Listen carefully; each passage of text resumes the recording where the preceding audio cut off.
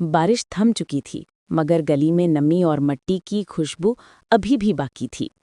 अली अपने दोनों दोस्तों फराज और साद के साथ दुकान से वापस आ रहा था। तीनों हमेशा की तरह हंसते बातें करते हुए चल रहे थे, लेकिन आज किस्मत ने उनके सामने एक आजमाइश रखती थी। एक मोड़ पर अली को जमीन पर एक भूरा सा पर्स पड़ा नजर आया। फराज ने तेजी से उठाया और बोला, यार, अगर इसमें पैसे हुए तो?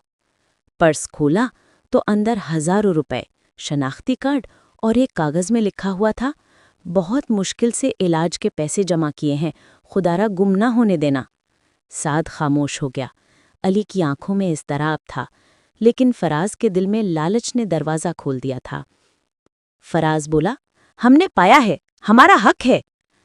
अली ने गहरी सांस ली और कहा, फराज, ये किसी की उम्मीद है, हम किसी के इलाज का पैसा नहीं रख सकते, ये पैसे हमारे नहीं।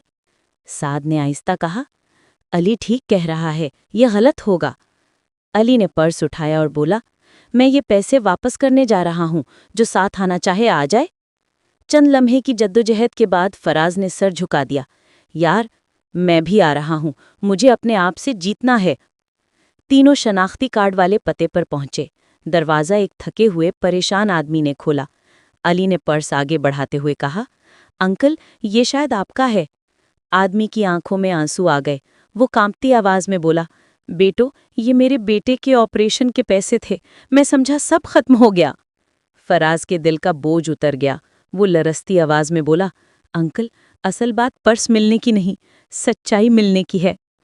आदमी ने तीनों के सर पर हाथ रखते हुए कहा, खुदा करे तुम हमेशा सच का साथ दो, क्योंकि सच में कभी नुकसान नहीं होता, लालच हमेशा इंसान को गिरा देता है।